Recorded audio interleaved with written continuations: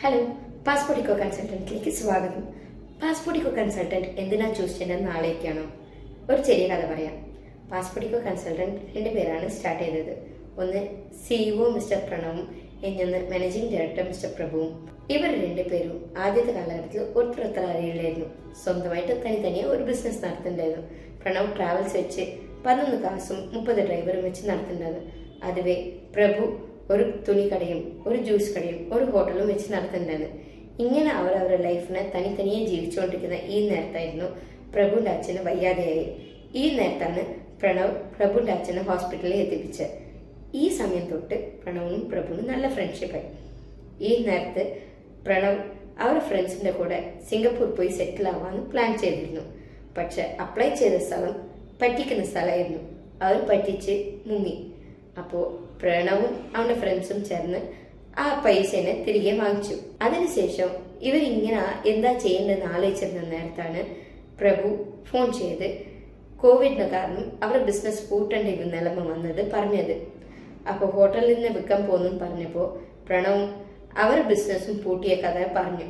ഈ നേരത്താണ് ഇവർ ഹോട്ടലിനെ ഒന്നായിട്ട് ചേർന്ന് നടത്താൻ തീരുമാനിച്ചു. ഇങ്ങനെ നടത്താൻ തീരുമാനിച്ചപ്പോൾ നല്ല ബിസിനസ് ഉണ്ടായിരുന്നാലും വലിയ ഗ്രോത്ത് ഇല്ലാതായിപ്പോയി.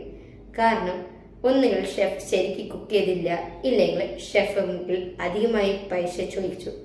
ഇതുകൊണ്ട് ഇവർ രണ്ടുപേർക്കും കുറച്ച് മനപ്രയാസങ്ങൾ ഉണ്ടായിരുന്നു. ഈ നേരത്തെ ഇവർ കാനഡ ഇമിഗ്രേഷൻ ട്രൈ ചെയ്തപ്പോൾ അതും പറ്റില്ല. അതും ഒരു ഏജന്റ് പറ്റിച്ചു. ഈ ഇതിലൊക്കെ ചേർന്നപ്പോൾ ഇവർ ഈ ബിസിനസ് വേണ്ടാന്ന് വെച്ച് എന്നിട്ട് അയാളെ തേടി തെരഞ്ഞ് കണ്ടുപിടിച്ച് അയാളുടെ നിന്നും പൈസ തിരികെ വാങ്ങിച്ചു. ഇതിനുശേഷം പ്രഭു ചിദംബരം പോയി. പ്രണവ് അവർ കടൻ ബാധ്യതകളെല്ലാം കഴിഞ്ഞ് അവരുടെ കുടുംബത്തോടെ സന്തോഷമായിട്ട് ജീവിച്ചു. ഈ നേരത്ത് പ്രണവിന്റെ വൈഫിന് ഒരു ഫോൺ കോൾ.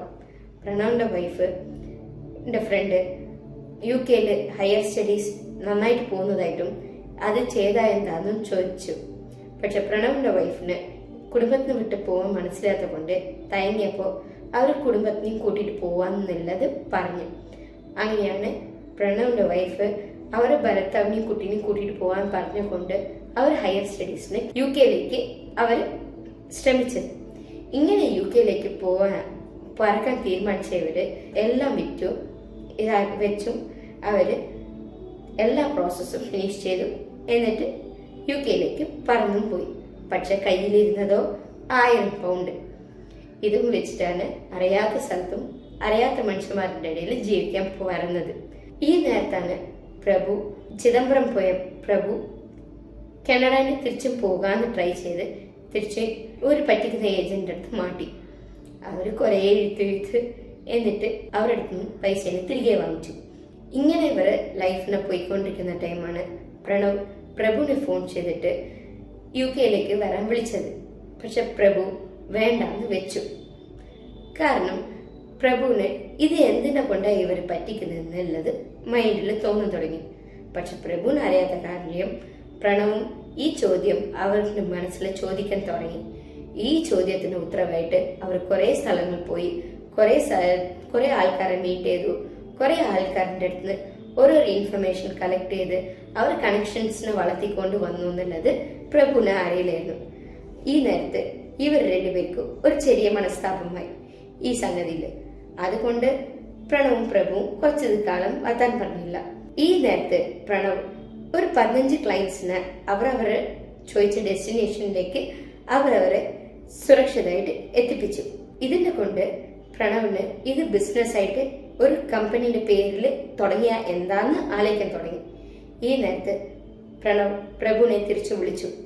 പ്രഭുവിനെ വിളിച്ച് ഇങ്ങനെ ഇവിടെ തുടങ്ങിയ ബിസിനസ് കമ്പനിയുടെ പേരില്ലാതെ അയച്ച 15 ക്ലയന്റും സക്സസ്ഫുൾ ആയിരുന്നു. നമുക്ക് കമ്പനിയുടെ പേര് ഇട്ടിട്ട് നമുക്ക് ഒന്ന് തുടങ്ങിയാലോ എന്ന് രണ്ടുപേരും ചേർന്ന് ആലോചിക്കാൻ തുടങ്ങി. അപ്പൊ പ്രഭു ഇതിനെ കുറിച്ച് എന്നെ തേടിക്കൊണ്ടിരുന്ന കൊണ്ട് പ്രഭുവും സമ്മതിച്ചു.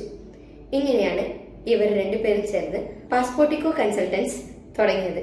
ഇപ്പൊ അറിഞ്ഞോ എന്തിനാണ് പാസ്പോർട്ടിക്കോനെ നിങ്ങൾക്ക് ധൈര്യമായിട്ട് ചൂസ് ചെയ്യാന്ന്?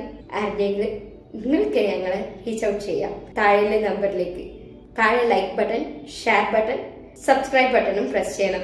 അടുത്തുള്ള ബെൽ ഐക്കോണും ഒന്ന് തട്ടിക്കൊള്ളി. പിന്നെ ഞങ്ങൾ ഫേസ്ബുക്കിലും ഇൻസ്റ്റാഗ്രാമിലും യൂട്യൂബിലും ഫോളോ ചെയ്യും.